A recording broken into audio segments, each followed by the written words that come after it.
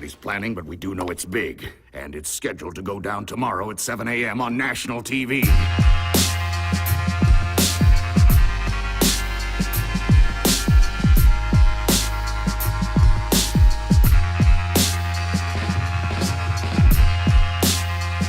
Dynamite. Chronolite. Oh, hey, what's going on, y'all? We are back. This is Flashback Comics, new release Wednesday, the Picks of the Week show for May 29th, 2014, but it's for the new release Wednesday of May 28th, 2014. I am Patrick Michael Strange, and usually I'm a man, Troy David Phillips, right here, but you see over here, he's not here today, y'all. Sorry. He had a little bit too much fun Memorial Day weekend, so we wish him the best. Hope he gets better, and he'll be back with us next week. So, since I'm solo dolo this week, I'm going to make it real brief because, you know, it's kind of difficult just talking all by yourself. You sound crazy when people walk by. They're like, why are you talking to himself? You know what I'm saying? So, anyway, I'm going to run through really quick my picks of the week, talk briefly on some pop culture stuff, and get you right back to your comic reading, all right? So, here we go.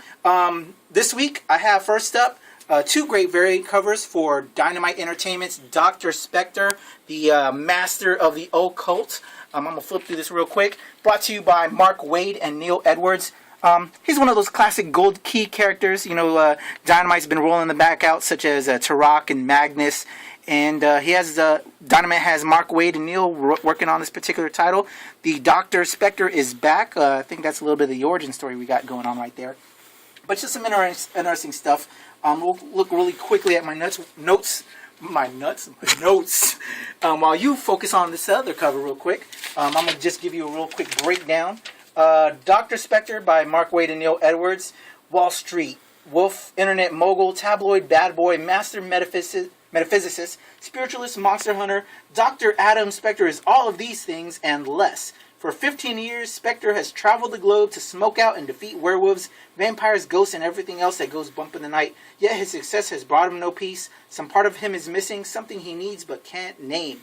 But he's about to find out what's missing in an unlikely place, y'all. So, Dr. Spectre, master of the occult, check it out. He's no Doctor Strange, he's Dr. Spectre, y'all, from Dynamite Entertainment. Marc Waid and Neil Edwards, check it out. I know Troy David Phillips would approve, because it's Dynamite.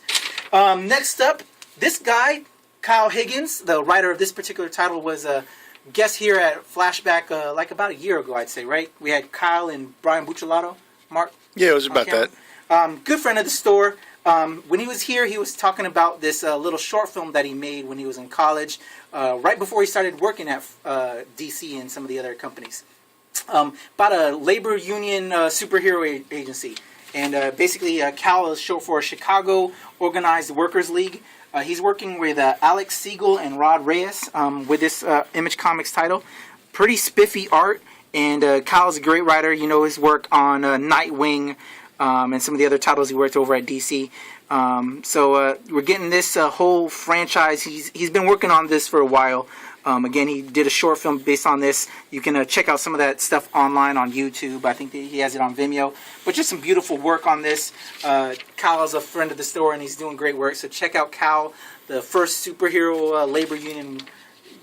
So Cal, #1 from Image Comics. Good stuff. I'm going to go really quickly on some other picks that I have as well. I picked issue #1 of this particular title when it first dropped. From DC, Secret Origins, because I love learning the origins of some of my favorite characters. And with this new 52, we have different iterations of the characters we know. So this is going to give us a little bit more of a breakdown on these new 52 style versions of our favorite characters, such as Batman, Aquaman, and Starfire. And those are the three characters that are going to get the highlight in this issue #2. So check that out. Good stuff there. From DC Comics as well, I have He-Man and the Masters of the Universe, written by Dan Abnett, illustrated by Altman, and colored by Woodbridge, Virginia's own Mark H. Roberts. In this particular title, we're getting the origin of She-Ra, and this is also a prelude to an upcoming storyline within the title called The Blood of Grayskull. There's some really cool stuff going on. Altman is doing a big up job. You know his work on Spy Boy. Whoa, check out that Thunder. I think the Thunder agrees with the Thunder God, or not the Thunder God, but He-Man, the Master of the Universe. We're getting a little bit of origin story here. I remember this particular character when I had the toy line. I forgot his name. But just some good old stuff in here. Popmon is just doing a phenomenal job on the series.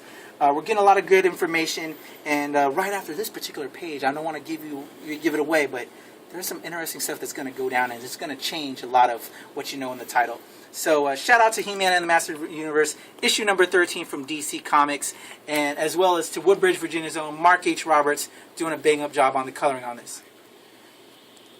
My man Mark, producer, is trying to help me out real quick. We'll be right back after this. We got something going on. All right, guys, the Thunder Gods have spoken outside right now, outside of Flashback, but we're going to keep it going because we want to bring you all of our new releases.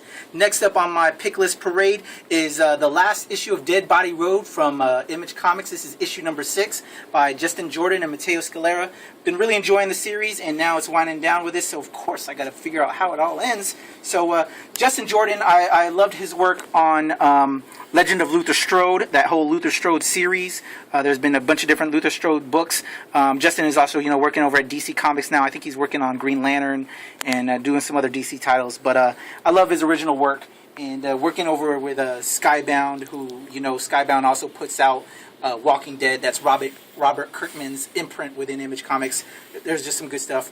Robert recognizes good talent, and that's my man Justin Jordan. So shout out to my man Justin, doing phenomenal work on this.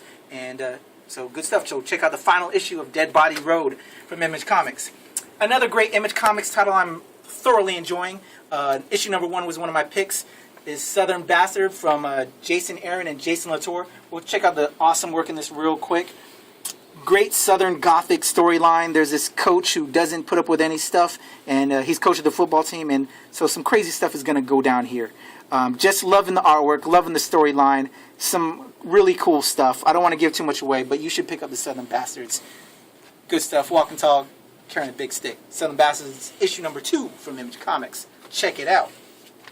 And y'all know I'm a big Spider-Man fan. For all my guys who've been to my house, I got nothing but Spider-Man work all over my studio. And, I'm still feeling the kick of Amazing Spider-Man 2 that's out there in theaters right now. So if you haven't seen it, check it out. And so to fulfill that Spider-Man thirst that I have, we have giant-sized Spider-Man issue number 1. With this great issue, you're getting another great digital edition from Marvel. They, when you're not reading this, you can check it out online. They give you that code in the back. Some great stories from when Spider-Man first received his powers from the Spider. I'm not sure how this figures into the continuity, but some great material here. You got some Doc Ock action, some Vulture action, just some classic stuff, some Sandman right there. Good stuff, one shot, and if you have that Spider-Man id, you need a itch, you can fulfill it with giant-sized Spider-Man number 1. One shot from Marvel, all right? And continuing on my pick parade, I don't want to give you my number 1 pick off the jump. 2 great titles that I'm enjoying from Image Comics is Revival and Chew. They've come together in this awesome one-shot. Check this cover out, and then you flip it over to this great, awesome cover. John Layman and Rob Guillory doing a bang-up job. They each had their hands on it. You see a little Chew revival type stuff. And then when you flip it over, you have the 2 characters meeting in the more revival side of it. So the creative teams on both getting to collaborate on a great title. Revival is all about the dead coming back, but they're not zombies. They're a little bit twisted versions of themselves. And if you're familiar with the Chew series, it's all about a detective that has a hard time eating things because whenever he eats food, it brings back memories of where it came from and some other stuff. So very interesting book. I love both books, and them collaborating on this one-shot is just awesome sauce. So check out Revival Chew, the one-shot, issue number 1. Next up from Image Comics on my pick list is Warren Ellis and Jason Howard's Trees. Awesome title. It's a sci-fi series about aliens. Actually, I read on this real quickly before we started shooting this episode. For 10 years, the aliens have been among us. And now things are starting to come out from that. How we all are kind of, I guess, coexisting. That's pretty much that I know on this, but just some sci-fi stuff from Warren Ellis and how they've been among us and now coming back out. And it's just some cool stuff. I dig sci-fi, I dig aliens, and Warren Ellis is one of the amazing writers out there. And Jason Howard on the art chores. I'm sold. So check out Trees number 1 dropping this week, y'all. Last 2 on my pick parade. I have from DC Comics, The Flash issue number 31. if you've been tracking online and been reading the Flash, we know Barry Allen is back as the new 52 Flash. However, they're introducing Wally West into the new 52 universe, and this time he is of African American descent. There's a lot of fuss going on online. I'm all about it. As you know, I'm all about having representation in comics. So this is pretty interesting to me. Here we get the Wally West version of Flash, and there he is. There you go. And so I'm really down with that. I think we need some of that color in the universe and some representation. So Flash number 31, you get some more of that Wally West action in this particular title. So there you go with that one. My top pick of the week, y'all. Exo Man of War 25 was my top pick last week from Valiant. Y'all know I'm a big Valiant fan. I'm not on the payroll, y'all. I insist you on that. It's just one of my favorite lines from the past. When I was a kid growing up as a Marvel DC Comics guy, when the new Valiant line dropped, I was all about it. And now that they've gone away and come back with under the ownership of Dinesh Shamdasani, my man out there in New York, that they've been just doing a bang-up job. Warren Simmons, one of the lead editors over there, Robert Vendetti, just the whole talent roster over there is amazing. Joshua Dysart is the writer on Harbinger, as well as Clayton Henry. They've been doing an amazing job on the title. I actually want to flip through this for you guys, but if I do, you're going to learn some things that are going to spoil. Because right now, as you saw, the Renegades are going through some crazy stuff with Toya Harada, the man in charge of the Harbinger Foundation, and as they've been releasing, if you were a big Valiant fan, somebody's going to die in this specific title, and I've already flipped through it. It's a little sad to say, but if I give it to you, it's going to spoil a lot of the story, and I don't want to do that. So all you guys that are reading Harbinger, you're going to be blown away. If you haven't been reading Harbinger, it's about these kids that have these powers. They're being, kind of like X-Men in a way, if you want to relate it to something. And all of a sudden the government kind of finds out, and they're trying to control these kids, but they don't want to. They see them for what they are, and they rebel, and they become renegades. And so they're on the run, and now they're fighting back against the Harbinger Foundation that want to control them. And in this particular issue, somebody dies of that group. And so if you're following the series, it's an amazing series. If you haven't, you're going to want to pick it up. And this is a big moment in the storyline. So check out Harbinger issue number 23. It's a great book, y'all. Good stuff. Right after this, we're going to talk Pop Culture Talk, because actually my man Kevin Goswan from comicsonline.com stops by. He's going to help me talk Pop Culture Talk. So right after this, I'm going to throw it to, what do I have? Got some good stuff that my people have been sending me to show y'all. You know what? I'm just going to throw it to it. Check it out. Hope you dig it. All right. And then we'll be back with some pop culture stuff. All right. Here we go. Deuces.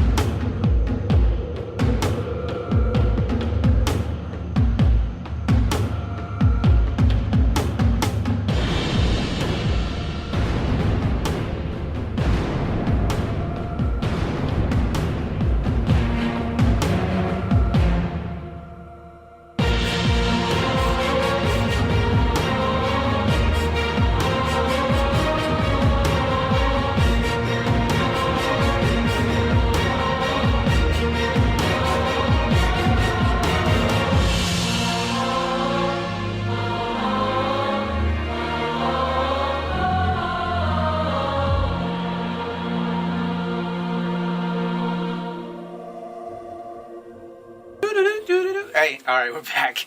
What's going on, y'all? I'm Patrick Michael Strange. I hope you enjoyed that little tidbit I had for you there, right there.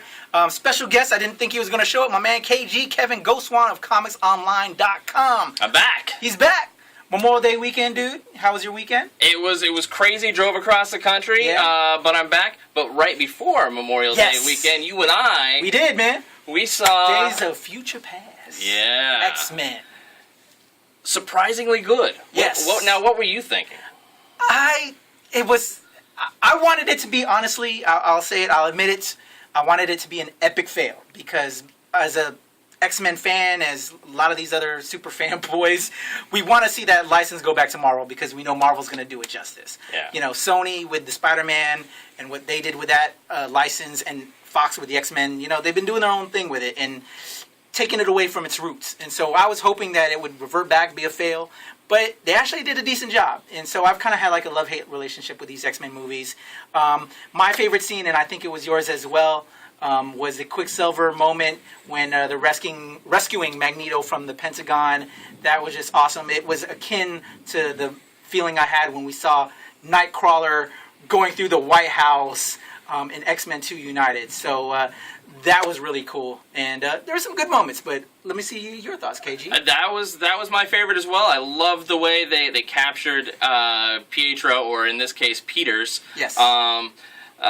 Just attitude. You know, he's pompous. He's faster than anyone else, and everybody else is too slow and frustrating to him. Yeah. And so he just barely tolerates the rest of humanity. Definitely. And this actor who you know, people have seen in multiple things. Yes. I know him from Evan Peters. Evan Peters. And he was in Kick-Ass. He was in Kick-Ass. Yeah. I don't really associate him with that as much as with American Horror Story. Yes. He's been in that for at least 2 of the 3 seasons, maybe 3. I don't remember. Yeah. But I've loved him in that, and he did a great Quicksilver. The effects department did a fantastic job. Yeah. With that scene, and really overall the movie was kind of bigger and better than I anticipated. I thought it was going to be a fail.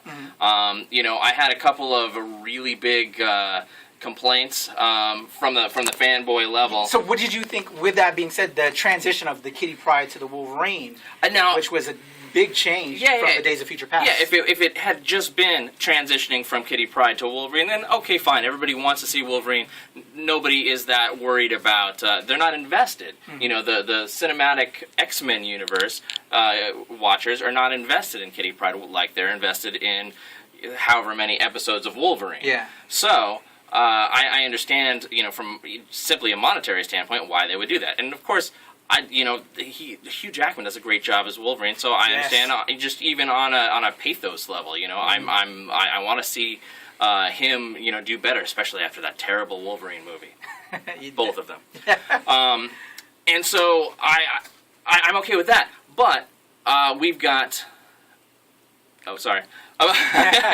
But we've got a problem with Kitty manifesting powers that Kitty has never had. Yeah. Why not just make it a technological device and leave it at that? Yeah, I follow you. What I think is going to be really interesting is now that we've been presented this film version of Quicksilver, I think they've kind of set the benchmark now for that character. They did a phenomenal job with that character. Yeah. And now that we have, funny thing, Evan Peters was in Kick-Ass, the buddy of the lead guy in Kick-Ass. And I'm forgetting the guy's name. Yeah. That lead guy in Kick-Ass is the Quicksilver in the Avengers Age of Ultron film. So now we're going to see him as Quicksilver. It's going to be very interesting. I know I'm all It's over the place. Kicksilver now. We'll just call him that. It's going to be very interesting how they're going to transition and portray him in that film. The speed powers, again, that was my favorite scene. Like, I want to see that in a Flash TV series. If the way they portrayed that power is very cool. Yeah. And so I'm interested in how they're going to do these speed characters now, because they that was awesome in there. That was my favorite part. For sure. So next on the Pop Culture Talk, I'm actually going to chop it down because we're actually having some issues with our camera. We've been having some technical difficulties of late. So we're actually going to cut this one short until next week. At the end, spoiler alerts, throw that up there. But it's already been announced. X-Men Apocalypse will be the next film. So, you know, while we wanted it to somewhat be a fail and see the license revert back, they saw it already that it was going to do a bang-up job. I guess the initial screenings showed it. They made millions over the weekend, so there's going to be X-Men Apocalypse, and we saw a hint of that at the end of the film. Right, and you heard some new news about X-Men Age of Apocalypse. Some new news that basically Kinberg, who is one of the screenwriters on the film, teased that Apocalypse is like this amazing, huge villain. We got to go bigger and badder than Magneto. And what they're going to do in the next film is essentially do a disaster-style film with the franchise. We haven't seen that in a superhero film. That's what they're going to do. 4 Horsemen. Yes. And we're not going to see where they left it off. In spoiler alerts, they kind of brought it back to the first X-Men movie at the end of Days of Future Past. They're actually going to use the lineup from the X-Men First Class set of films, and we're also going to get more Quicksilver in X-Men Apocalypse. So they're going crazy now with it. So real quick, your thoughts on that we're going to go to the First Class X-Men group, and it's going to be disaster style. We're going to get more Quicksilver. I'm liking the First Class characters. I really have never liked Apocalypse. I'm an 80s Marvel guy, not a 90s Marvel guy, so I really don't care about the villain, but I am interested in seeing some more of those characters. Okay. All right, we got to go. We're having technical difficulties. Check out comicsonline.com, like them on Facebook, like us, and what do we do? Troy usually says this. Yeah. You gotta like us on Facebook. Like us on Facebook. Flashback, as well as comicsonline.com. Follow us on Twitter. Follow us on Twitter. Flashback Comics and comicsonline.com. And subscribe to us on the YouTube. Subscribe. Flashback Comics and comicsonline.com. I am Patrick Michael Strange. I forgot who I am. I'm Kevin Goswan. KG in the house, comicsonline.com. From my man, Marc Lutz, Team M Squared is in the building. We love you guys, our flashbackers. Patrick Michael Strange, PS Liberty 38, and we're out of here. Till next time, we love you, Troy. We miss you, man. Peace. Deuces. You know the rules, and so do I. Have full commitments, what I'm thinking of. You wouldn't get this from any other guy. I just want to tell you how I'm feeling. Gotta make you understand. I just wanna tell you how I'm feeling. Gotta make you understand. Never gonna give you up.